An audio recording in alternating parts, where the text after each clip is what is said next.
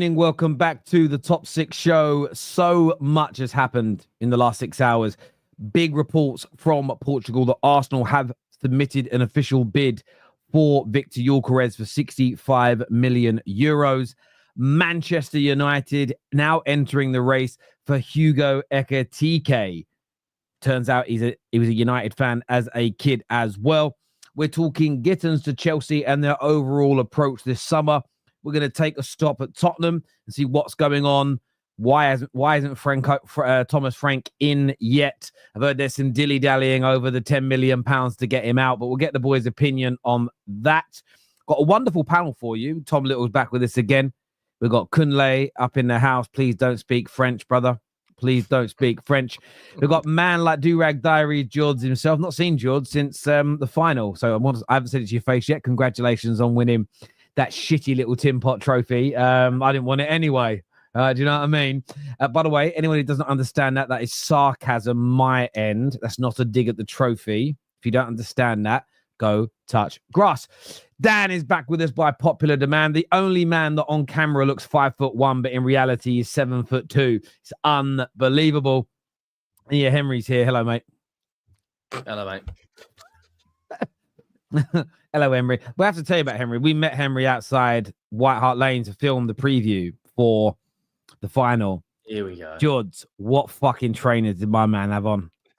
I thought that was on my desk, but they're not actually. There's nothing wrong with them. They're running. Lonsdale. Do you know what? No. They were running. They were like as if you were going out for a proper jog, but they're not fashionable running shoes. The man was out. You know, you see Americans on holiday and they're in their jeans with their like New Balance shoe, right? That's what he looked like. You know what I mean? Oh, it was terrible. Honestly, this man has got zero dress sense, no charisma, no style. Get yours pissed himself, man. I'm generally just laughing because Terry does this every time. Every time I come out, it doesn't change, and I love it. Yeah, I like taking the mick out of Joey Essex. It ain't just him. I took the piss out of KJ in the preview because he joined me. I'm the biggest one, but he joined me. Well, don't try and deflect off yourself right now, Henry. We're not going at me or KJ. We're going at you. And you weird I was fussing about Tom Little's toenails and up on this show. Do you know what I mean? But people, it's 6:15. People are having their tea. Do you know what I mean? So we can't be talking about his dirty yellow toenails. Do you know what I'm saying? It's but lots to go through today. But I've got to start speaking of dirty yellow toenails and Tom, I've got to speak about the situation in your city today because Trent Alexander-Arnold has obviously put his name as Trent on the back of his He doesn't shirt. want to be called Alexander-Arnold, mate. Apparently people don't understand it, so it's just Trent. You got to call him Trent. Trent changed his Insta name to Trent, and he spoke some very broken English in a broken Spanish in a press conference, and Liverpool fans have done their fucking nut. Like he's out there speaking fluently and not reading off a script. What's wrong with you lot? Why are you so angry at Trent for fulfilling his dreams? Well, the new dreams for one, because for 8 years we were told that his dreams to stay at Liverpool, his dreams to spend his whole career at Liverpool. Now all of a sudden there's this new dream that he wants to go to Madrid, which has always been there, but apparently was never there. And he wanted Barca, but he didn't want Barca because he's only ever dreamed about going to Madrid. The man spent more time on Duolingo than learning how to defend the back post in the past 3 years. Just so he can sit there in his nice little Real Madrid opening interview, speak some Spanish, try and get them on side so he's not another Gareth Bale, which all get thrown out the window the moment Rafinha goes one-on-one against him in El Clasico, tears him a new arsehole, goes past him about 15 times, which has happened multiple times in his Liverpool career against Jeremy fucking Doku. So imagine what Rafinha's going to do. Put Rafinha against him and he's going to get killed. So you know what? He can go there because, I was told for months with this Trent thing, he didn't disrespect the football club. He at no point disrespected Liverpool. He was just doing it right. It was Liverpool who made the mistakes. The man has been on Duolingo trying to learn Spanish for 2 years, but apparently we're supposed to believe that he only made the decision in March. That's where it comes from. He's disrespected the football club at every step of the way. He flew his dad in from Germany just so his dad could come have a go at all the fans who booed him. And then he got a wonderful farewell because all our fans shat themselves because Jurgen said, no, don't boo him. So half the fan base who went to the game shat themselves, and he got a wonderful farewell, which he didn't deserve. And then he treated everything about that about the parade like it was about a farewell to Trent, rather than the fact that we won a Premier League title that he played minimal part in. So you know what? He disrespected the club every step of the way, tried to make it all about him, has lied every step of the way, and the cherry on top, he sits there in that interview and goes, I couldn't wait to get started here. I've been waiting a long time. And then the most tracking back he's done since he was a youngster was, oh no, when I said a long time, I obviously meant 2 weeks, not an actual long time. What is he on about? It's just This is disgusting, Tom. This is disgusting. How long do you think his Duolingo streak is? Because I know you got to run it up on there, and they get a message. How long? He joined he has a 500-day Duolingo streak because someone found his profile. He had a 500-day Duolingo streak. The man's been planning this for over 2 years. He's been Hold on. He signed a new contract. He signed a new contract in August 2021. The Duolingo account was created in November. Wait, do we know for sure that he didn't? Hold on. Figuring it out. Tom, do we know for sure that he didn't do GCSE Spanish? Do we know for sure? GCSE Spanish wouldn't have taught you that. Listen, man. No, but he might have planted the seed from then, you know. So then he wouldn't have needed Duolingo. Duolingo's the outlet. Duolingo's the problem here. Someone found his Duolingo account. It's got a 500-day streak. Okay, and also, are you not allowed to have more than one dream? Is that what you're saying? No. His dream, yes. His dream was to achieve all those things with Liverpool, but he ticked every single box. No, but couldn't that wasn't his dream. He's even captained the side before. Maybe not for a duration of time, but he's had that armband on his arm. He's done everything before 25. He's been there like 20 years. He's done everything right, to be honest. He's won everything. He didn't leave you in the lurch. You're in a good situation. You're Premier League champions with money. Obviously, you have money because you're spending 150 million on Wirtz. That's another thing as well. What could you be complaining about, bro? What possibly could you be upset about? Now he can't defend after, if not for Trent, you don't win the league, bro. How about that? I would have won the Premier League this year with Conor Bradley. If you didn't have Trent, you wouldn't have won. You wouldn't have drawn at Arsenal. That's for example. How do we know and that? Who knows what a result like that could have done to you? So don't disrespect the guy that helped you win 2 Premier League titles, a Champions League, multiple cups. I don't understand. I will disrespect him. What more can you ask from him? I will disrespect him because he disrespected the football club. He didn't disrespect him. It's not a one-way street. Can I ask you a question? I understand that people think he's been learning Spanish for 2 years. I understand that he said this has been a dream of his and he kind of backtracked. I get that. But has there been any empirical evidence yet of him stringing the club along? Because the one thing I've said all along, you guys are allowed to think he's a rat. Cool. But what I'm still waiting for is that evidence that he said, I'm going to sign, but let's just leave it a month. I'm going to sign, but let's talk about it in the international break. I'm going to sign, let's talk about it in the summer. Now, don't bother me now. I'm on holiday. I'm going to sign in October. I can't speak now. My cat's sick. Ring me in December. Has any evidence come out that he dragged you along for 2 years versus saying for 2 years, I'm not going to sign a new deal? Because surely that is what you as Liverpool fans should want. Or are you scared of the truth? Are you scared the truth might come out that he was just quite open and said, I'm not signing a new deal, and it's more on your club than it is Trent? Because why is no one seeking that information? So from what I know, when it came out that Klopp was going, he wasn't doing any contracts or anything, yada, yada, yada. And then in the April, once Richard Hughes and all that got into power and it was confirmed that Arnie Slot was going to be taken over, 14 months before his contract expired, he was the first person to get a contract offer. He was the first one. Yeah. Okay, but what did he say? That's fine. But what did he say? No, but Terry, it ended when Tom started with, what I know. That was the end of it. Because if it's not something that everyone knows, then it's not. It doesn't have relevance. It was in an article. I can try and find the article for you if you want. No, you opened with what I know. It sounded like you had some extra insight. That's how it sounded. No. But so that went in. You know nothing. Yeah, basically. So that went in the April. 14 months beforehand, and we submitted 3 or 4 others and only stopped in March when he told us, no, I'm going to Madrid. So for us, between April and March, we'd not been told, no, I'm not, I don't want to stay. He was always going, that's not enough. That's not enough. Not yet. That's where we're getting at. And the fact that the fact that he led us up, to be fair, he's probably going, no tengo enough money, trying to speak in his little Duolingo 500-day speak. so we could get it going in Madrid. It's just disrespect every step of the way with the football club and the way he's handled it. And people are rightfully angry. And then the fact that Jurgen Klopp got flown over and then just sat there and called all the fans dickheads for booing him when he hadn't sat through the whole thing. Like we went there. The man. Bear in mind, they were sitting in January trying to make out there'd been no contact between his camp and Madrid, when there obviously had been, because that's not how... Real Madrid didn't just ring him up in fucking April and go, listen, lad, do you want to join Madrid? There'd obviously been contact. So then it makes everything else that he'd done. The fact that he sat there on the 29th of December, literally a day before all the news that he didn't know about broke, he's sitting there doing this to our fans, saying, I know more Spanish than you. He does. No, then, you also said you would have won the next game. Trent, but you said they shouldn't sell him in January because you're in a title race. That's what you said. But they didn't need him for the title race. They didn't need him. There was lots of pictures as well today. There was him there with his beautiful girlfriend. Like he's sort of basically like he's sorry, this is his girlfriend, with his girlfriend at the inauguration and everything else. So yeah, it's I don't know who done that, but it's fucking amazing. It's fucking amazing.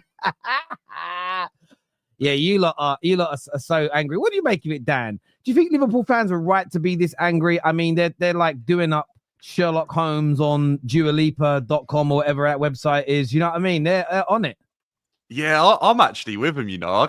I agree. I think he's a little bit of a Judas. I know he's not really gone to rivals, but they are sort of European rivals. Trent thinks they're a rival. Trent has come out and said Real Madrid. I'm with Liverpool fans on this one. I really don't like how he's gone about it, especially now with like learning Spanish and stuff. I just think it's just a little bit snaky for me. I don't really like. So he shouldn't understand his teammates. That's what you're saying. He shouldn't understand. You know what? I'm all for him having a dream and all for him wanting to go to Madrid, but I just don't like the way he's done it. And I can. There are some things where I think Tom and a couple of Liverpool fans are going too far. Okay, Dan, I want emotion and passion. But I don't like how he's gone about it. No, Dan, I want to understand how you think he's done it. Not what do you think he's done? I want to understand. Okay, hear me out, right? I don't. I reckon the directors of Liverpool have gone to him to have a chat, and he's gone, yeah, I'll think about it. He's not sat there and been honest and been like, I'm going to go Madrid when my contract ends, which was obviously the plan, as the history's coming out now about, you know, learning Spanish and pre-contract agreements and stuff. I honestly think he should have sat there and gone, look, when my contract ends, I'm going to go to Madrid. Tell the fans, tell everyone knows 2 years down the line, they can just, you know, finish it off and end well on a good note. Everyone knew for 2 years that was his plan, and maybe he can come back. But I just don't like the way he done it. I just don't like the way he did it. You know what's even funnier? He sat there and barefaced lies to the Madrid fans as well, sitting there going, oh, I only ever dreamed of going to Madrid. No, from 2020 until Real Madrid got into your fucking ear, all you were going on about was, oh, I love Barca. Oh, I love Messi. Oh, I love Barca. Oh, they're a really good club. I agree with Barca's values and models. Why does that even matter? I can't lie, Tom. Because he's a liar. So salty. Because he's a liar. You actually sound so salty. Like he's like the guy that got dumped by his first 10 out of 10. Like, yeah, what's going on, bro? Like, he wouldn't even. She's not anything. She's a 5 out of 10 anyway, man. She's dead in bed. Don't you think the really important thing with this is that Liverpool are actually at a stature now that would, you know, you'd think it would make someone want to stay. Like they can offer anything. They can offer unbelievable players.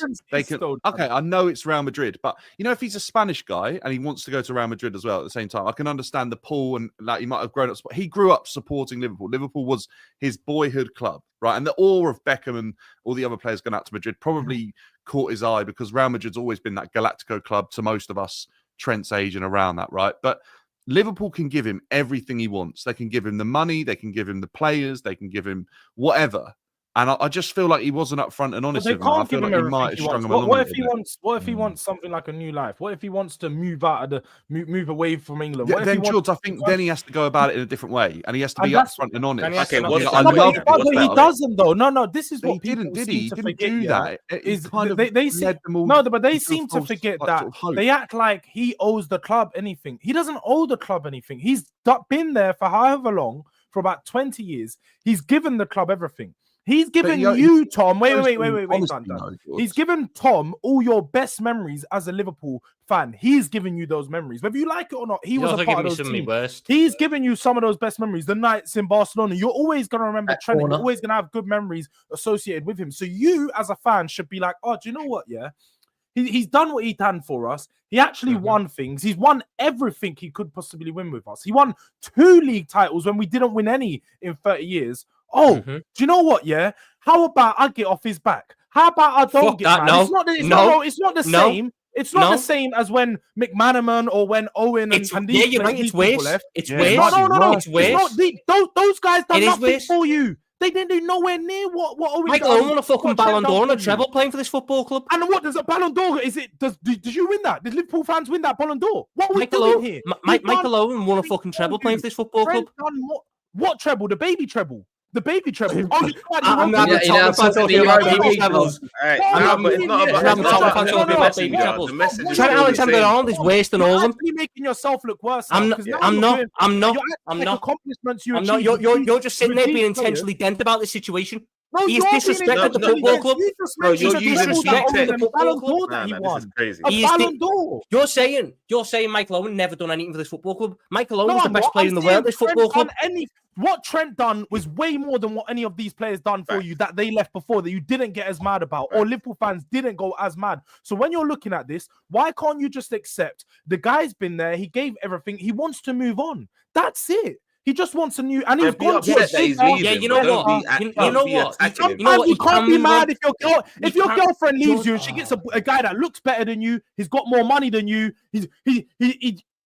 Yeah, I'm not even gonna say the next thing, but he does that better than you. What can you say? He's better. He's just better. Let's have it real, bro. Like that's where it is for Real Madrid. No, but certain man don't take that on the chin, George. Certain man don't take that on the chin. They're like certain man go out on rampages in lorries or with weapons. Like that's a lot of men can't handle that kind of thing. Listen, I agree that Liverpool fans should be able to think about this how they want.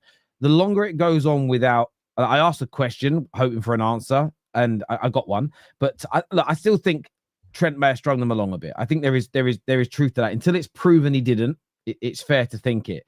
At the same time, though, I still think like people getting mad because he's using the word Trent and not Alexander-Arnold. I mean, he's allowed to be a brand. You know, at the end of the day, you've had other players at your clubs that have been brands. Do you know what I'm saying? It's what happens, and he wants Trent to become a bigger and more synonymous name. He thinks Real Madrid's the club to do it. And I do understand why. I mean, hasn't he grown something like 1 million followers in like a few weeks? I genuinely don't know. I don't care. The Real Madrid effect. You really do care. Yeah, but what is the brand? What's the brand? Like, let's be real. He's a fucking idiot with his brand as well, by the way. Can I just say he's an idiot with his brand? His old brand was built around fucking 66. Hold on. His old brand was built around the number 66, which he can't wear at Madrid. But I don't buy it. He dropped the brand today. He dropped the brand today. He goes, refer to man as Trent. You get me? Yeah, but Kunle, what's the brand? That's the thing. Trent, it's like Prince, isn't it? It's like Prince and Madonna. Prince and Madonna. It's just I don't buy it. Trent. Yeah, but that's because you're a grown man. The thing is, right? See, when David Beckham was a brand, people my dad's generation, or literally, like my dad didn't hate Beckham, but it was like old Cockney geezer. Like my dad would have been in his late 30s at the time, early 40s. What the fuck's that prick doing? Because it was just how it was. Equally, my dad's generation, like all the kids, Jules, I want my hair like Bestie. I want my hair like Jules Best. Where my dad's dad was going, you fucking idiots. What you doing copying him? We're of that age now where we're looking at it and going, fucking brand. But all the little kids are going to be like, oh, Trent, let me follow you. The only place I want a brand as a right selling you can't defend kids, right? I'll give you an example, right, about kids and branding, right? This is what's mad. I won't give my kids Prime, but I don't mind them eating a bit of chocolate every now and then. My son begged me for a Mr. Beast Feastable bar of chocolate, right? This is how, like, the brand of Mr. Beast is so strong. I pissed myself laughing. I gave him a little bit every day. And my son's like, Daddy, I said, yes. Can I keep the wrapper so I can show people I had it? And I'm like, what the fuck's going on? And it's a thing. One of my sons, like every now and then his mum let him have Prime. One of my sons, I've got two. I was in his bedroom. I said, why have you got all these fucking bottles of Prime? He goes, I like kids collect them to show they've had them. It's a thing. Again, my generation thinks, I love my kids, by the way, but fucking knobs. But we would have done similar things that our parents thought was stupid when we were young. Like I had curtains as a haircut, and then it got bullied out of my generation. It's back now, which is funny, but it got bullied out of us. So that Brendan, the trend, the brand thing, I do get it. I still think he could have had that brand at Liverpool. I still think Liverpool's a big enough club to push it, but it's he could have got them a little bit more money. I do understand that, but I think the whole language thing. I weren't listening going, oh, he sounds like he's been doing it for years. It felt like someone who'd been rehearsing off a piece of paper for a few weeks. He put the little accent on as well. But wait a minute, look at him. I saw one Liverpool account go, look at this fucking CUNT. He's fluent. I was like, yeah, that ain't fluent. That's not, I could hear his Scouse accent in it. You know what I mean? Hello, I needed Geordie then. I didn't went, hello, amigo. Whatever the Scouse accent is, I could hear it. How do Scousers talk? They don't say calm down. I don't know what they say. Anyway, I can't do accents. Tom, speak. Yeah, literally. I want to win an attempt at it. No, because I'm trying to do it with Spanish. Like, I can't do any accent. Imagine trying to merge two together. It's going to come out Caribbean or something mad. So I'm not going to try. My attempt earlier was crazy still. Yeah, so it's one of them things.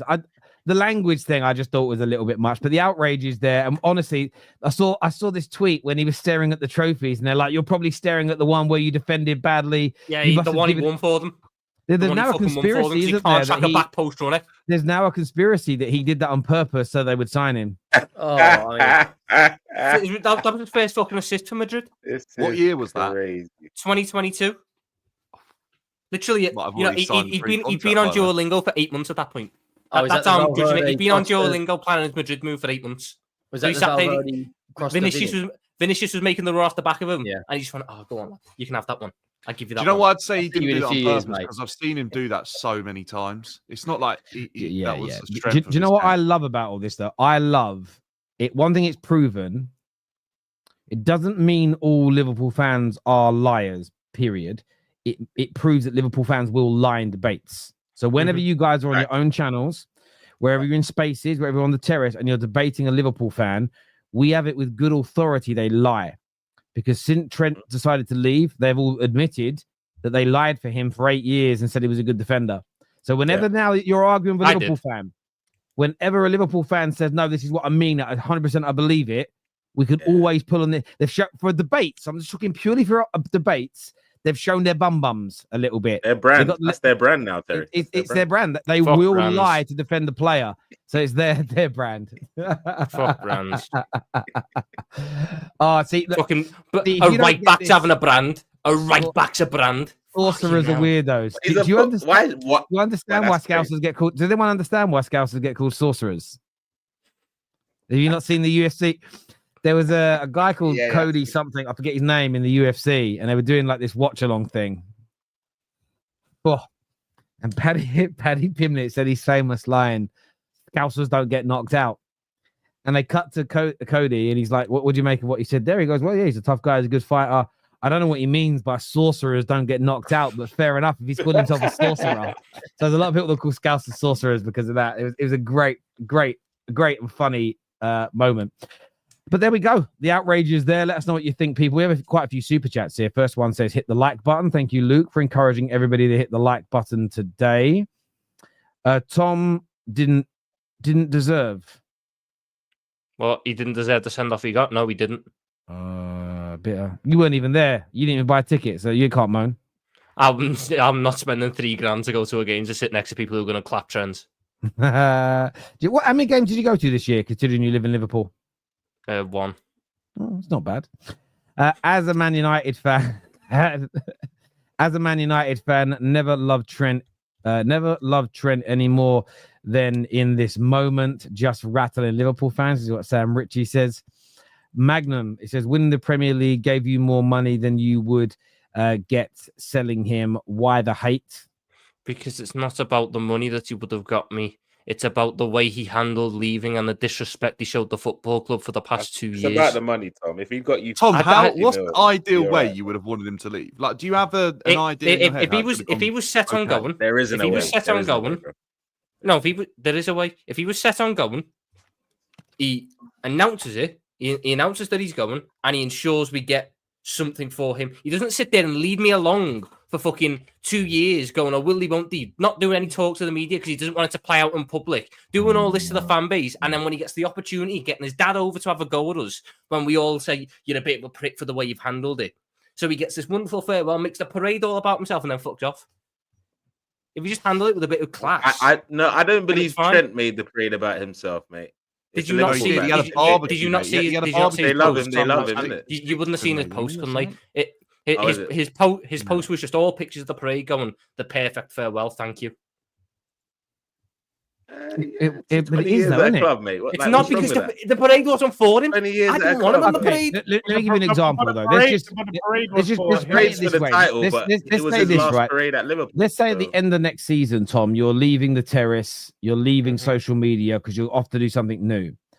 But the Football Terrace is thrown an end. The football, yeah.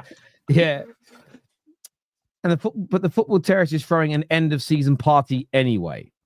If you took some pictures with all of us and then put it on your socials, what a great way to exit social media.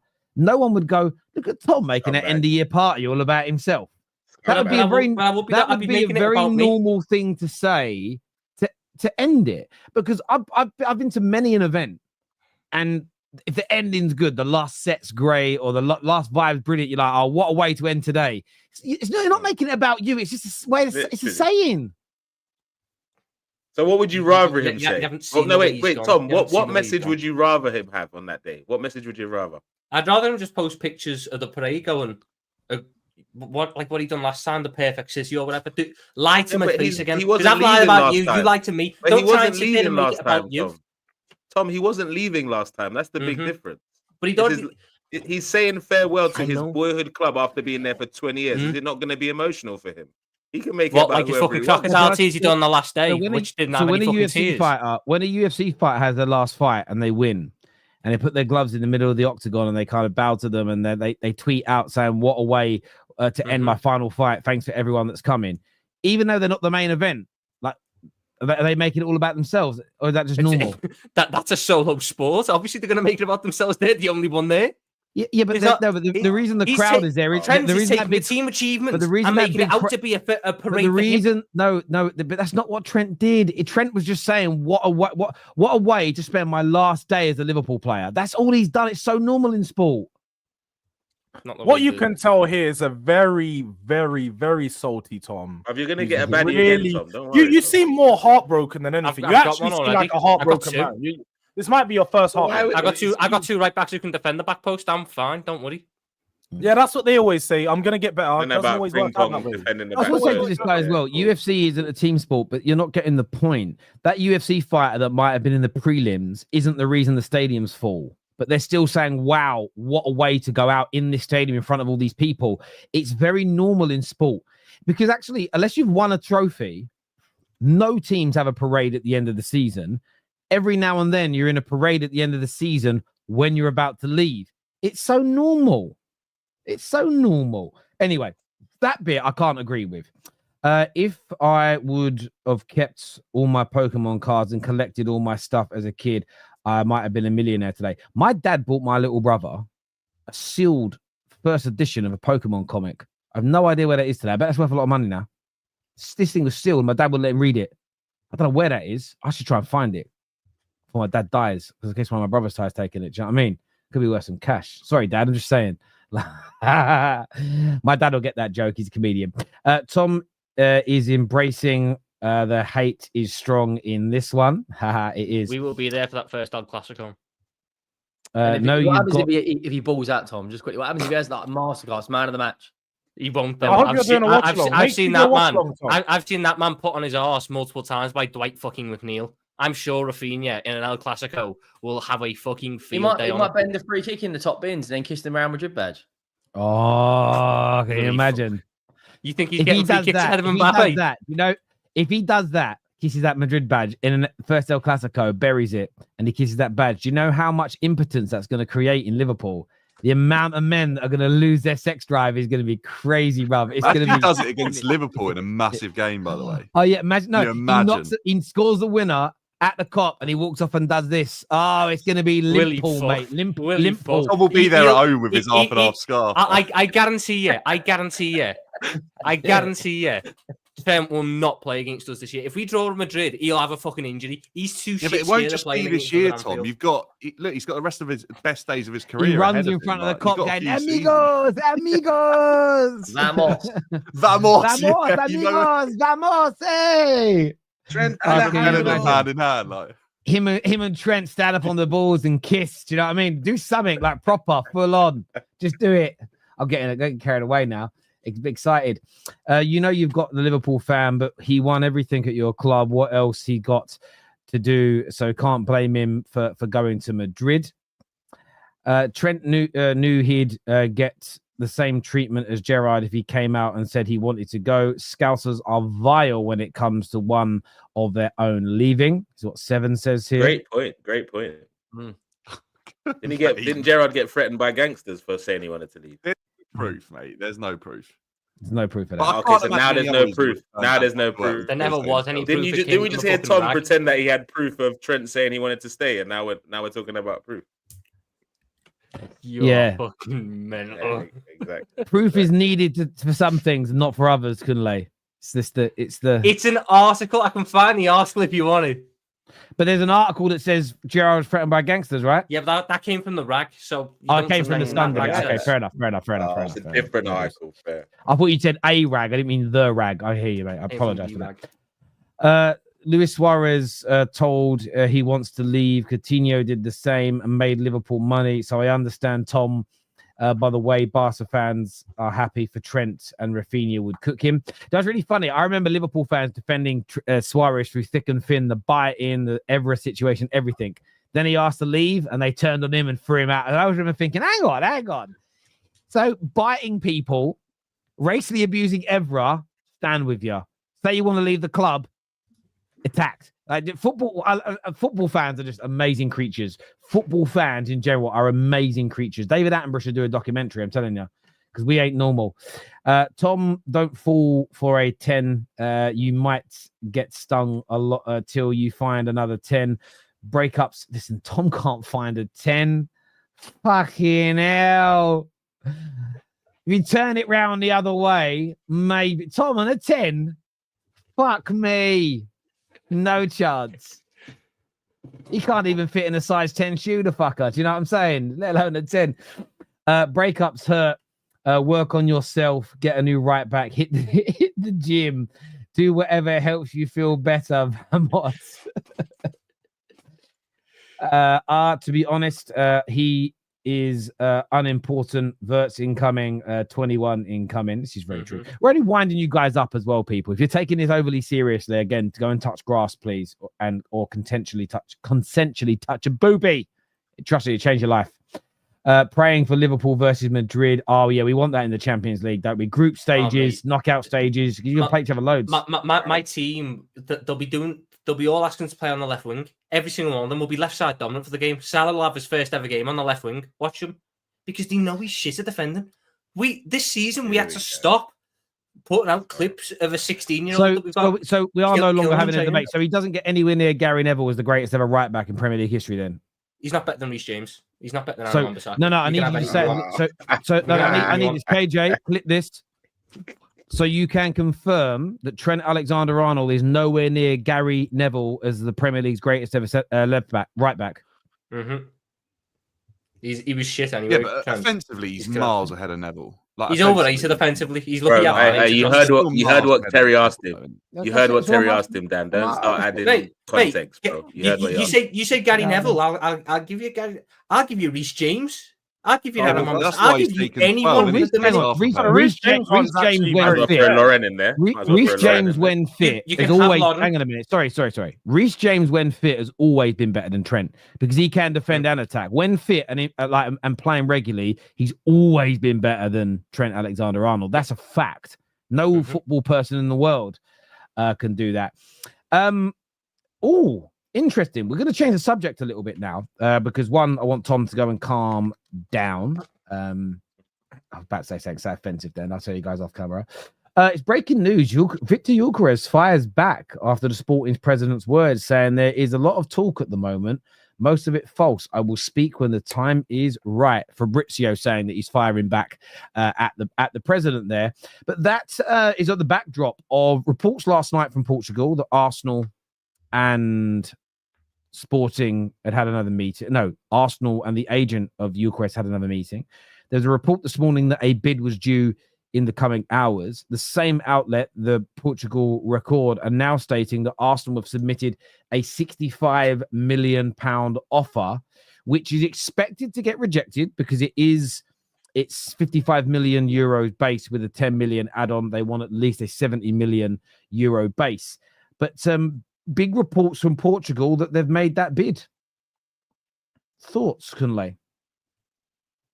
I'm excited. You saw how distraught I was last time we were on the terrace together, and it looked like Sesko was the main guy. But it's exciting. But what it does seem like's going on, Terry, is that something different Arsenal's approach in terms of bidding for. I think they're interested in both of them rather than waiting until one of them falls through and then going for Plan B. I think they're actively speaking to both strikers. That's what it looks like, because one day it's about Sesko, the other day is about Gyokeres. But boy, you know who I want? He's the proven guy. He's the one that can hit the ground running from the get-go. We create chances for all strikers, and he's going to finish more than Mourinho and Havertz are, definitely. So this is exciting. And I believe if we go toe-to-toe with Man United for this player, we win. Just to follow on from, so Fabrizio shared his quote. Fabrizio has also said, at the moment, the situation is tense between Gyokeres and Sporting. Man United are calling on a daily basis, but the situation is tense with Arsenal and Juve also interested. So he isn't stating that Arsenal will put a bid in. He's stating that United are calling every day, but he is confirming that a lot of the tensions are more between Gyokeres and Sporting than anything else. So it does feel like this situation may not have a resolution particularly soon with the way because again, I don't think it's Arsenal's fault or United's or Juve's. But so what the rest of the panel think? Is this the better option for Arsenal to pursue? Yes, obviously. You're on mute, George. I think Gyokeres is the best option in the striker market entirely at the moment. I mean, you have to look at value for money as well as quality. When you look at the quality side of things and we talk about availability, we only talk about strikers that are actually available at this moment in time. He's the best quality-wise. You look at Sesko, you look at Ekitike, they're probably the two, Osimhen, they're the three other strikers that are, available this summer. Gyokeres is the one that's a bona fide goal scorer out of all four of them. Now, when you look at the price for all four of them, Ekitike, Sesko, the clubs won 100 million euros. And Osimhen obviously comes with not just really a hefty fee, but comes with a massive wage package. So when you actually look at the value for money, Gyokeres is the best quality striker, the best value for money striker. I don't understand why Arsenal or Man United aren't pushing a lot harder for him now. Obviously, with this news coming out and what we've been seeing over the past day or two, it seems to be that Sporting's president is playing games, and he may be the sticking point between teams choosing to go for Gyokeres or not. But we are seeing all teams are playing difficult right now. Even Ekitike, we're seeing that they're being really stuck on that 100. They're not letting go of that 100 million euro fee, and nor is Sesko. So whichever you're going to have to choose between all these strikers, it's probably going to be a 5 or 10 million pounds difference. So whichever team it is, they need to go for the best one, and Gyokeres is quite clearly that. I mean, anyone's better than Sesko, but that's enough about Man United and Sesko. Gyokeres is the best at what I've been told Arsenal need, which is Arsenal create loads. They just need someone to put it in the back of the net. No striker on the market puts it in the back of the net more often in better ways than Victor Gyokeres. So he should just be the logical, perfect fit. Not one of these project guys who needs 2 years and you might not even be there, because Arsenal, whether they want to admit it or not, they do have a time frame they need to start winning in to keep certain players happy. William Saliba's not going to be sitting here in 2 years' time if he's got a strike that can't score goals, but he's a good project going, you know what, I'll sign on for another how many years? These Arsenal players, these key Arsenal players need to win now. Gyokeres gives you the best chance to win now because he solves your biggest problem. I don't see why people are trying to make fucking complex equations out of simple math. Victor Gyokeres scores the most goals. Arsenal need goals. Put him in the team, it's goals. Easy. I think Ekitike is one to watch.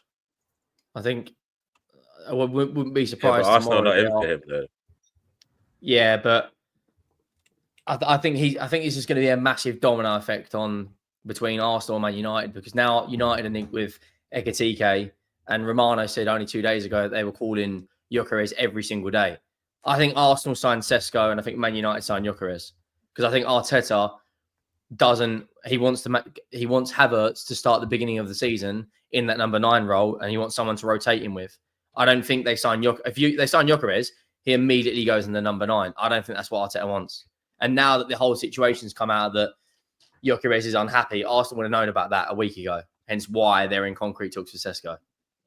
But Henry, if you imagine United sitting in the background, no matter who they sign, is going to start over Havertz. Like they're going to start. Yeah, literally, not straight away. He's going to get eased in multiple times. That Arteta wants Havertz to start at the beginning of the season. Ornstein said it on Sky Sports that Havertz is going to play a big role in the number 9. You're not signing Gyokeres to rotate him with Havertz. Yeah, but this is the thing, Henry. It's not necessarily a rotating thing. Sorry, Dan. I just don't think you're signing any of those players as a rotation option. I don't think Arsenal are doing that. Arsenal have rotation options in Havertz and Marino and Jesus for whoever comes in. I think that's what those players become. Havertz and Marino are lucky that they can play in different positions, but genuinely, like, Arsenal are not going to go and pay that amount of money when they've only spent 60 million on strikers, 100 million at a push, maybe. The thing is, we spent 45 million on Jesus. That's it. Okay, and Havertz is 60. Yeah, but he was bought as a midfielder. But it's one of them ones. Yeah, where Havertz will start as the 9. The Havertz thing needs to stop. He'll start as the 9. He'll start as the 9, but the 9 that we sign will get eased in. That's the only thing that will happen. Like within he'll get eased in, but no one is going to Arsenal to be a rotation option as a striker. Yeah, unless they quite 100%. Obviously are. They're coming in as the main man. Mikel Arteta's not giving up on the Kai Havertz midfielder thing. Mikel Arteta is a lot of things, and stubborn is one of them. You might have had to curtail Kai Havertz in midfield for a couple of years, but if he gets a striker, you best believe he's trying out Havertz in midfield again. So this whole notion of, he's going to keep Kai Havertz as a starter. He won't. Kai Havertz will go back into his midfield project the moment he can do. But the fact of the matter is he's had nowhere else to put him at this point in time because all the strikers are crap. Havertz can do a serviceable job up there. It would be insanity for Mikel Arteta, who has missed out on a title for the last 2 years because his team didn't score enough goals, to continue to play an attack which doesn't score enough goals, and to turn away people who score lots of goals to stick by the attackers who don't score enough goals. It doesn't make sense. And I know Mikel Arteta makes a lot of stupid decisions, but I don't think he's clinically insane. So I don't think he's going to sit there for the 3rd summer running and turn down another striker who scores lots of goals. I think the United situation, especially when they're paying that money. I don't think United were going for it. They want €100 million, and their director of football, according to Plettenberg, said unless you pay, if you don't pay the 100 million, you're fucking off. I think they're like everyone's Euros, about 80. It's not 85 million quid. Yeah. For Ekitike. He's only like 22. Yeah, I think he's fantastic. He can play across the front 3 as well. With this Gyokeres situation, now that he's putting out Instagram stories, his agents feeding the Portuguese press, and Romano's got it, it's gonna that price tag will come down, and United and Arsenal will look at this. I think the Gyokeres situation drags out till August. I don't think he's signed. I think it's going to drag out, and then he'll probably be signed for. I've actually got a feeling his saga might go on how Osman's saga went last season, where teams are always supposedly in for him. Someone's always about to bid. Where we was linked with Dybala every fucking year. I can see that happening. And I can see that if he doesn't, I think what he needs to do is fix the situation with Sporting and understand what the price they want to get him out, so his agent can clearly communicate that to these other clubs. Because right now it does look like that's where the miscommunications happen, and that's where the friction is going to be. Because if the club and Gyokeres can't agree on a price, then no other teams are going to agree on the price for Gyokeres. Because although, like you said, that it's not as much money as some of these other players, the clubs are still clearly reluctant to pay this for him. And I mean, yeah, man, he's got to sort his situation, because he can start putting himself in a situation like Osman, and pretty much clubs are going away from Osman. The Saudi even said his wages are too expensive. Then you know there's a problem. Like, yeah, but that the wages issue isn't there with Gyokeres so much, is it? I don't think. Your boy, I genuinely think the biggest problem in this whole situation isn't Gyokeres, isn't Sporting. I think it's the agent. The agent's looking at this. It's his last and only ever big deal he will get for Gyokeres. He has to make as much in agent fees as possible. So he will drive the fee down so that he can make more in agent fees. And I guarantee you that is the stumbling block in this deal. And his agent is probably the one telling him to post all this. Apparently, this is the same agent that was trying to broker the Frankie de Jong deal for Man United, which got completely botched. So this is why I don't really have faith in this. Yeah, I mean, it's one of those things. I mean, the Frankie de Jong one was, the player agreed to join United, but only it was always one of those controversial ones where Barca agreed to sell him. United and the player agreed on the terms that he would have at United, but he just wouldn't leave without getting the 17 million euros that was owed to him by Barca, and Man United said, like, we ain't paying it, and it never happened. I agree with you, Dan. I think this could go any way. I don't think it's clear cut that Arsenal will get him from it. Arsenal may get him, United may get him, but I don't think it's clear cut. One of the things that I feel this all answers, though, is for about 2 weeks you had those bitter people that were like, well, he can't be very good because why would no one have put an official bid in for him already? I think this shows exactly why an official bid hasn't gone in for him yet, because the clubs, between the clubs and the agent and obviously he will act as a bit of a broker, they can't come to an agreement on the fee. Gyokeres' camp are saying one thing, Sporting are saying another. Unless the clubs are forced to, they're not going to start bidding too much than they have to pay. Imagine today Arsenal do go out and go, all right, well, there's 70 million plus 10. And then, like, just for it to be a day or two away from them agreeing to accept 55 plus 10, like, you'd be stupid to spend the extra money, no matter how wealthy you are. So I think it will drag on. Equally, Arsenal's situation in this is so interesting because what the Athletic keep writing about Berta is that he likes to work on, say he wants a striker.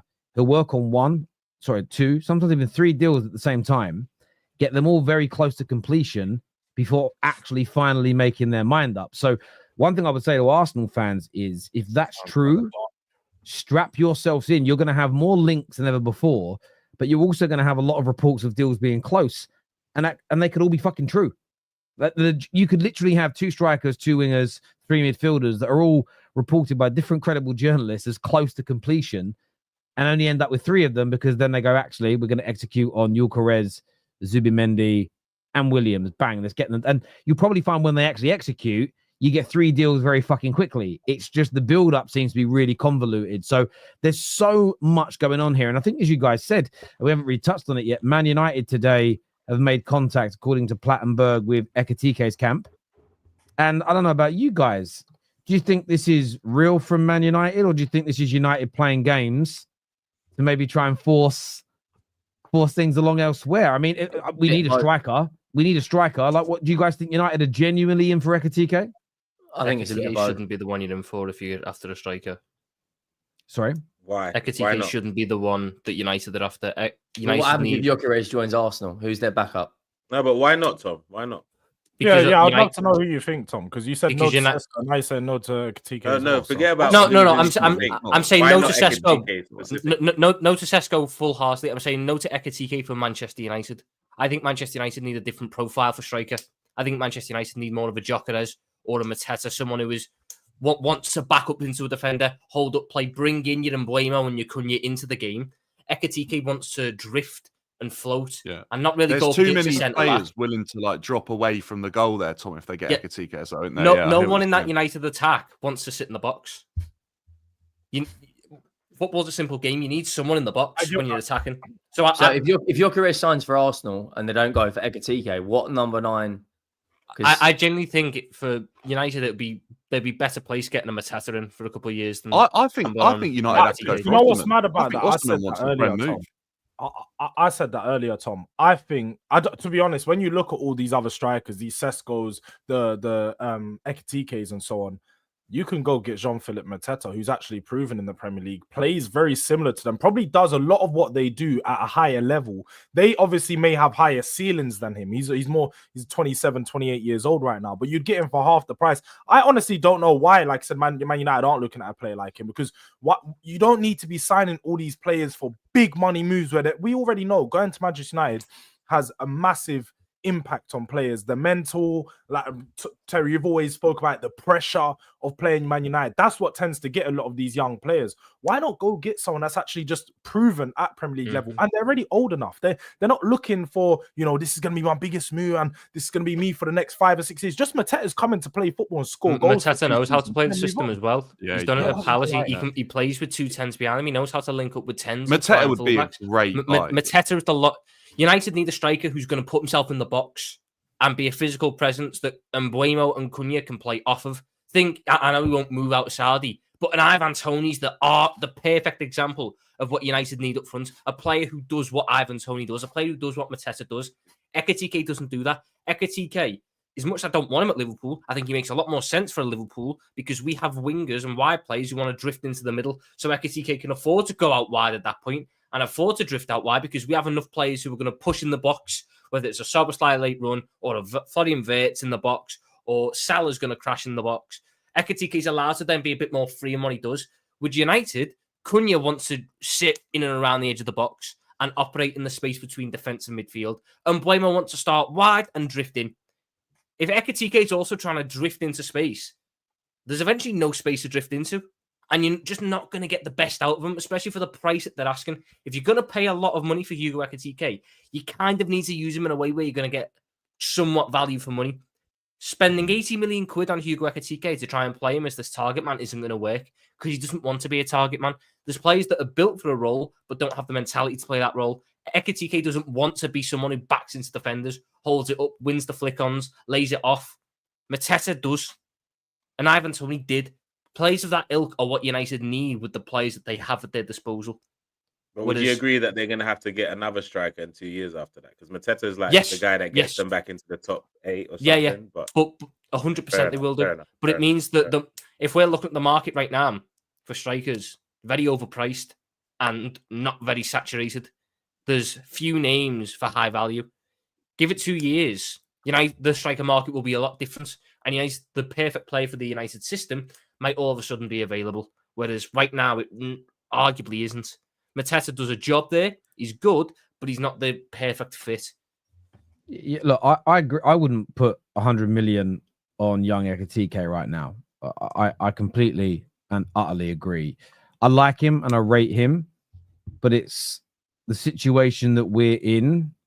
I think we need a bit more experience. Or if we're buying a young player, the lap at 30 million would have made sense if you get where I'm coming from. I feel like that's more the sort of where we should have been in that circumstance. So I do agree.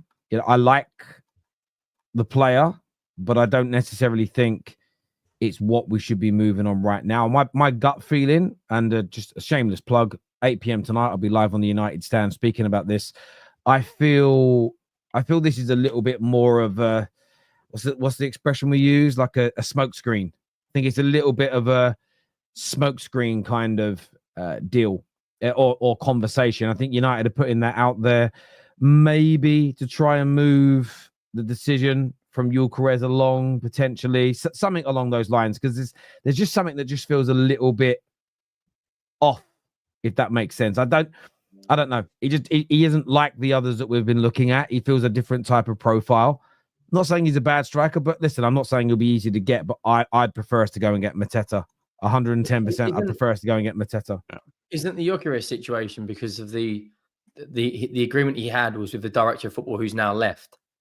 So now the new director of football's come in and said, well, this agreement you've got is complete bollocks, and that's why he's kicking. I literally just see that on Twitter now. So Henry, don't you think in 2025, 2025, people that are still relying on gentlemen's agreements, man? Like, come on. Well, look how Harry Kane's one turned out with that City move with Daniel Levy. It's actually a joke. That I think they're bigger than you think in football, though, couldn't they? Especially with agents. Agents are constantly looking for deals like that to line up the next one and the next one and have people sort of aware. I think they're bigger than you think in the football world. I would feel like gentlemen's agreements. Yeah, I think they're still about, to be honest with you. I think I think they're about. Yeah, but if anyone that does, but not a lot of them honoured of the recent years. It doesn't seem. That's how it seems. Yeah, like there's a lot of Gyokeres would have almost been better to have like fallen off in terms of his level to make sure that he kept his price down in terms of what Sporting valued him at for the second season, you know. And then someone might have gone, okay, yeah, there's a chance there. We'll take a chance on him. He's had 1.5 good seasons at Sporting. Maybe. Either way, but I think every team in the Premier League, you could make a case for them signing Gyokeres. I think bar City, every team you could make a case for signing him. Yeah, I think Newcastle, I think personally. Yeah, true. Newcastle's. I think every other team should be keeping an eye on him. That's serious about, you know, challenging or putting themselves into the Champions League mix or whatever. They should be eyeing up that player, definitely. Even do you think the same thing about Sesko? No.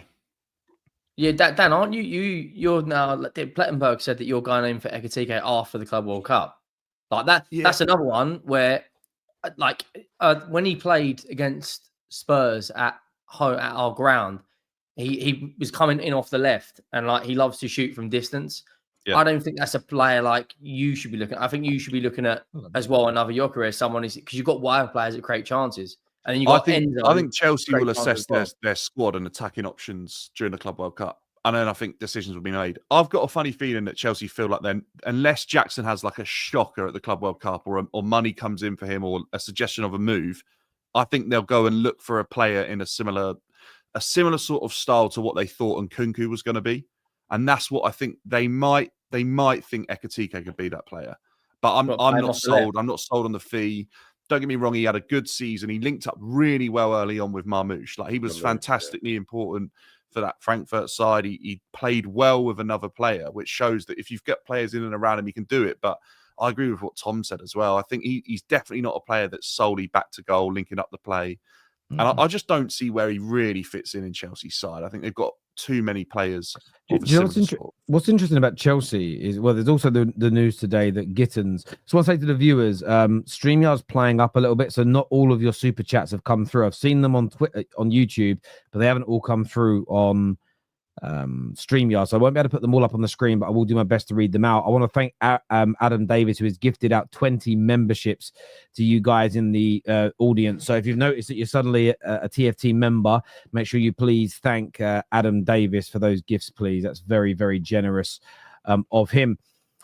Obviously, the news has come out that you've got the agreements with Jamie Gittins, and you're going to go up in for him again. And you're going to bid for him again. There's only a 3 million differential in what Dortmund want and what you're willing to bid. That may drop. But what's interesting about Chelsea is what Ben Jacobs has reported on so many times now, that there isn't actually a guarantee you're going to buy another striker. There is a view that it may be wide players you go for, and you've given that number 9 shirt to Delap. And I think that's why the striker market is so interesting. I think Osimhen, now being back in the European market, is there. Liverpool are going to close the deal for Wirtz, and there's talk they want a number 9. I think they beat Chelsea, Arsenal, and Man United to whichever player they want. I think if they go in and actually make a big offer, I don't see whether it's Sesko, Gyokeres, Ekitike. I think they take them from all of us. You know what decision? I think Arsenal are in a stronger position, the tools they want to totally succeed. Where I think Thomas Frank will get you. Yeah, no, I'm being serious, because it's not a dig at Tottenham, but it's about understanding where they are. Like, honestly, you've seen pro footballers do this. You remember when Sol Campbell went to play for Notts County? He lasted a couple of games and went, fuck this. Because I think they're in those dressing rooms. They go to those dressing rooms. They see the behavior of the players. They it's a cold shower on away games, and it's like they're too pampered by then. And I think some of these managers, with the size of clubs they've been at, I think if you were to have a conversation with Jose and Conte and ask them honestly around, did you notice that? I bet they felt it. And it's not, I'm not being horrible, but it's about getting the best out of what you are. And I think Thomas Frank is one of the best and the most attainable appointments that Tottenham could make. I'm more, if they announced they were getting Pep, I'd be less worried than anything. Then I'd be less worried than if it was Thomas Frank. There's something about Thomas Frank that I think excellent, if I'm being honest. Do you think and also when you say there, Pep Guardiola gives him a lot of plaudits. A lot of plaudits he got from Pep Guardiola when they last played each other, and he said that he expects him to be at one of the top clubs. So Pep Guardiola has good taste in managers. think if he praises Thomas No, Frank, but Pep likes to little boy all these managers just before he deals with them, bro. He loves that. Oh yeah, this is a great manager, then he beats him 4-0. Yeah, I've heard him do it about Potter, mate. Yeah, he did it to Graham Potter, bro. He loves that, bro. No. But Thomas Frank, I think it was very different when he said he literally said he's surprised that he's not at a bigger club, and if not, he expects him to be at a bigger club soon because he's given him some of his toughest games, and you only have to see some of the games that he's played. Man City don't have a great record against Brentford. Oh, we're back up. We're live. We're back. We're back. We're back. Hello, people. Yes. Hello. We're back. Ladies and gentlemen, we don't know what's going to happen if you're watching the playback of this. We don't know whether... We don't know anything. But it does appear that we are back. So refresh the stream. Refresh the stream. Spam it right now, people. Because there's probably people sitting there not knowing it's back on. It's only because I checked. Yeah. Hello, everyone. The comments aren't coming. There we go. Let's spam it. Spam it now. There we go. I'm spamming it. Let's all spam it. Oh, look, I can see it being spammed now. Just before you started talking about that Spurs thing, that's when we went back. Yeah. It does appear StreamYard is back. StreamYard's not letting you load their website up yet, though. And I can't make comments on there. But it does appear we're back. We're getting viewers back. People are coming back in now, which is great. Do you think that's what Reece James feels like playing football? Like it just stops randomly one day and then works again in a couple of weeks. It could be. I think it'll be. By the way, if you're just tuning back in, we had like a 15-minute conversation, but the reason why we didn't know it had gone down is because I was looking at the StreamYard comments and they weren't coming through, so we didn't know we'd gone down. But we were talking about Tottenham and how well they will do. I wanted to ask you boys another question. Wirtz or Cherki, which one is going to prove to be the better signing? And that includes value for money, whichever way around you want to put it. Yesterday, Hussam said there is no comparison. Wirtz is a lot better. Wirtz is clear. How do you see it? Terry, do you know what this reminds me of? And this will throw it back to you probably. Do you remember when United signed Kagawa and Chelsea got Hazard? And there was all these debates around who was going to... That's really what this reminds me of. Yeah, a massive... Like, do you know what? There was a debate. I was more in the United fan faces back then. There was a debate because people forget how good Kagawa was in that 2 to 3 year period at Dortmund. There was an expectation for him to do so much better in the Premier League than he did do, to be fair. I remember that. But they're both very good players. I mean, do you think it's close between them? Or do you think... And should there be more expectation on Wirtz like there was on Pogba because of the money? It's closer than the price tag suggests straight away. Like it's closer than what the two. The way City have done this deal to get him for that price, Cherki, is like unbelievable business. Like they've done another deal that's unbelievable. Don't know where the rest of the Premier League was on this one, to be honest with you, because I actually don't. I almost feel like the signings are the wrong way round for the team. I almost feel like Wirtz would have been more suited to Pep and Cherki would have been more suited to Liverpool. And I almost feel like I can't believe it wasn't the other way around. Huh? I hear you on that. That's pretty much spot on. I think, but you know what? Feel like Wirtz suited Pep more. Yeah, you see that I think both players it's quite interesting because the way it's been packaged is that Wirtz is the bigger player with more talent. He's won more that stuff. So he's definitely going to be coming to Liverpool with more of the pressure. The way Cherki's been described as a little bit of a problem. He's been playing in league, 40 million. Like with the Cherki thing, it's kind of like City can't lose with it. So I think that's immediately going to look better immediately. But in terms of a body of work, I think Wirtz ends up taking it in terms of a body of work. But immediately, I think Cherki looks better straight away. But after 2 years, we might be saying something different. That's how I see it.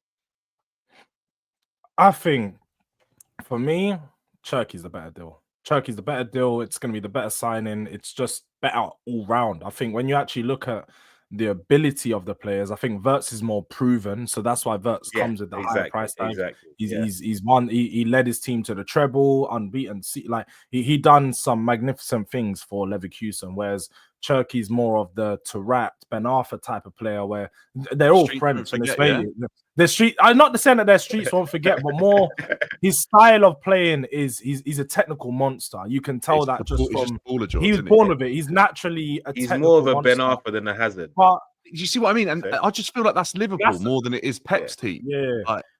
And even just the way that he plays football, it's a bit harder on the eyes because he's one of those, I'm not going to try too hard. I'm not going to run, but I'm a luxury player. And you need to respect that I am a luxury player. So I think when people actually see the ability of what Cherki has and what he's going to be doing on a weekly basis at level of team like Manchester City, because let's have it right, he's been at Lyon.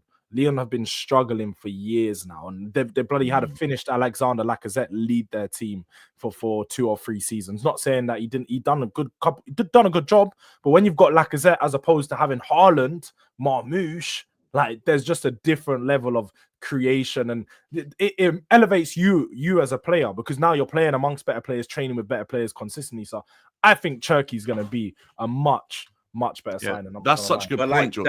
Look at what he did when he come into the French team. Like all of a sudden, like the level's already above Lyon, and like he erupts onto the scene, and people are like, "Wow, who is this?" Like, it just looked unbelievable. But like you said, he's not typically a Pep player, though. That's the only question I have about it. I hope he doesn't ruin him. Yeah. So if he gives him the freedom to express himself, which Pep's not used to usually doing, but also we don't know if there's going to be like a little bit of an evolution of how City look and how Pep looks because of what happened in the previous season. Because obviously Pep's back with his missus as well, so everyone needs to be scared. And do you know what I'm saying? So there could be some new tactics. She's like, Pep, I've been on the sidelines. He's got Colo in as well. You know, Colo's in the dressing room. Yeah, got Colo Torre and assistant manager. He's got some things are changing. Pep Lijnders in from Liverpool. So I think all the writing is on the wall. Yeah.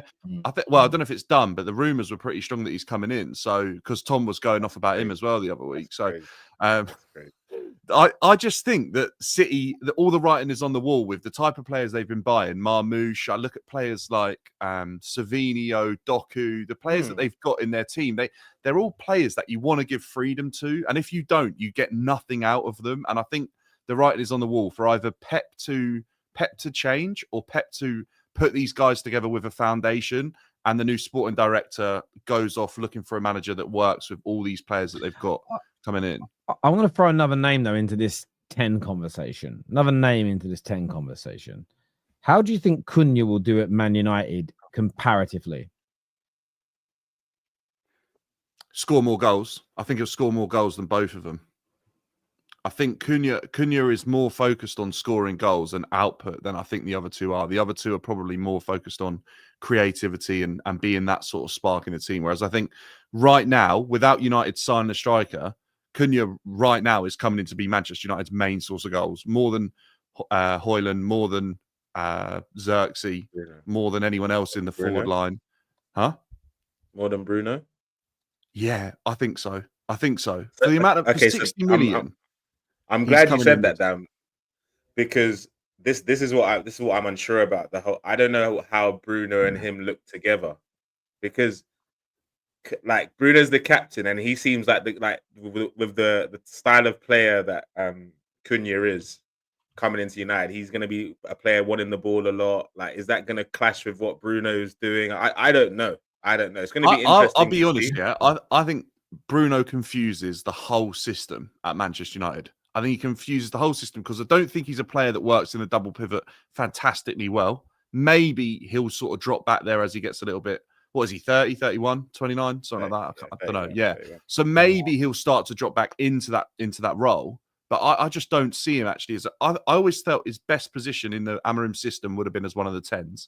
But they're obviously going for Mbeumo, going for Cunha. They've got Mount, they've got Diallo. He's not going to be a wing back. I don't really know where he fits in. I don't think he's going to be the striker, obviously. So I think he confuses it. And I think actually Manchester United, as much as they said they didn't need the money, and I know Bruno's been so key to so much of what Manchester United has done that's been good over the last few years, I actually think he confuses the system more than helps it.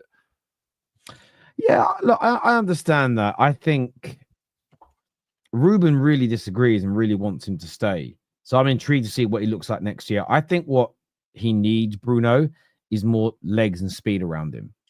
And I think that's because he's not unathletic, but he isn't the strongest and he isn't the fastest. If you gave him the speed and power of Cunha plus everything else he can do on the ball, there wouldn't have been a better attacking midfielder in the world in the last 5, 6, 7 years. That's the areas that let him down. I think you get the best out of Bruno if you put more athleticism around him. He's one of those players that you can afford to carry physically because of what he can produce on the ball. But no, I'm just intrigued about the Cunha stuff. You've got Mbeumo as well. It is more of a winger that will play 10, but he'll be drifting out to the right-hand side. Because this also happens quite a lot where it's Wirtz versus Cherki, but then there might be another new signing that comes in. And there's a number 10 that's linked to Spurs today, who I read and was like, oh, that'll be an interesting... Who was it? Was it Damsgaard? That's just a guess. No, it wasn't Damsgaard. I wouldn't be surprised. Number 10, you say. No, I just wouldn't be surprised if you signed Damsgaard. There was an attacking midfielder linked to Spurs today, and I can't remember. Gibbs, it wasn't. I've seen Gibbs White linked. It wasn't Gibbs White. Terry, honestly, I think Cherki and Wirtz come straight into the discussion with Cole Palmer. I think that's the discussion that will happen 100%. Straight away. I think that will be the natural course that Twitter will take, because I think Palmer's probably the reigning king or prince of the Premier League 10 right now. And I think he'll obviously have the discussion. He's putting up better numbers than both of them currently. I think they'll be the ones that people will be challenging him with to begin with. No, listen. And Odegaard if he turns up. No, I see that. I think those conversations. I think those conversations are there. I'm just going to say, watch out for Cunha. I think Cunha will. He turned a lot of heads this season, but doing it in a Man United shirt gets a very different level of attention, if that makes sense. But I can't find the link to who the player was, and it's frustrating. Cat saying Simmons. No, it wasn't Simmons. It was someone. My first thought was, Maddison's gone already, but then I was like, that's a really good signing. It wasn't Semenyo. It was somebody. I don't remember now. Grealish? No, it wasn't Grealish. Grealish would be a good signing for Spurs. Ooh, I actually really do see that fitting in. Yeah, definitely one. It would be good. It would be good. Because he'd be like the main man. George, you don't like that one? Don't like Grealish. No, why would I want Grealish? He's been finished for years. No, George, he's not. I don't think he's finished. Not finished, bro. Come on, bro. Grealish is finished. I'm good. I think we need a direct. Better than every winger you have. I don't need a ball retention. I don't need a ball retention specialist. You're better off going for Gibbs White in the 10, Semenyo on the left. That would be a better option in my personal I've actually heard that Frank has requested that he wants a 6 and either Mbeumo or Semenyo. Like, they're the wingers he wants. He wants either or. So I wouldn't be surprised by that. Someone who's very direct, someone who's fast, PMP, really. I think that's what Spurs need on their wings. They need just a bit of PMP, someone who could just run through players. And Semenyo is like a bit of a better version than Traore, isn't he? He runs with speed, power, pace, but you always get a shot off Semenyo. Like, it always works a shot. He's just not the cleanest striker, the cleanest of strikers. That's the thing with him. He's just a bit. I think his final third decision making is nowhere near as good as Mbeumo's. But Terry, have you heard anything in regards to Lookman this summer? Because there was a lot of talk about. Yeah, I haven't seen any links to any Premier League club for a while. Arsenal kind of the winger situation at Arsenal's really, really interesting, because Williams is now heavily linked to Bayern Munich along with Barcola. So Ornstein on his podcast said, like, striker's number one priority for Arsenal, but then look out for the number, like the winger that's like hot behind it. He then went and mentioned Rodrigo. Like, and I always find when Ornstein mentions a player's name in your club, there's room to get a little bit intrigued at the very least, if not excited, because he rarely mentions deals that either don't happen or don't have real substance to them. Does that make sense? I remember when everybody wanted Eriksen a few years ago in the summer, and strange how times change. You're like, thanks, Eriksen, love you, but a lot of people wanted him. And it kept on being reported by most journalists, no. And then he did like an interview somewhere in a garden somewhere, Ornstein. And I remember seeing the snippet where they said, what do you think is going to happen with Eriksen? And he just said, the one to watch is Manchester United. And I went, great. I just took it on board, didn't get to it. And then it happened. And then I started seeing it. It got to that point, Ornstein, where he seems to talk about deals when they're quite, either they're quite close or deep the way in. Because I suppose he's got such credibility now that he doesn't need to start talking about them early to gain the traction that younger journalists have to, which means he can wait a little bit longer. But yeah, it'd be interesting to see if Arsenal pursue him. I know that Master today are saying he's staying. I always love people go, see, Arsenal, no chance. Chelsea, no chance. Master have said he's staying. what the same outlet that said on Sunday Zubimendi's going to be at Real Madrid by this time in the week, and there's not been even a conversation about it. So it's one of those things where I just think there's too much noise coming from Madrid that he's staying without anybody official saying that he's staying. Does that make sense? Yeah, and the thing with Master Terry, right, is like they have to. We're in a fortunate position that we can react to any news that's generated, right, wherever it comes from, whatever the source. Master have to drum up and generate the news, so they need an article, they need something. So they look at obviously what's coming out, and then they go, right, what story's gone a little bit quiet? Let's re-engage people with it. Okay, Rodrigo's staying now because no one spoke about it for 4 days. So then they go again. Where's he going to go? Or is he going to go? Why would he stay? Why would he stay in Madrid? So, and then they come out with Barcola as the next one. Williams obviously moving. No, so I agree. As you say, we can. It's one of the reasons why, and I will say this is why a lot of people, I don't want to use the word copied, but change their YouTube models from being.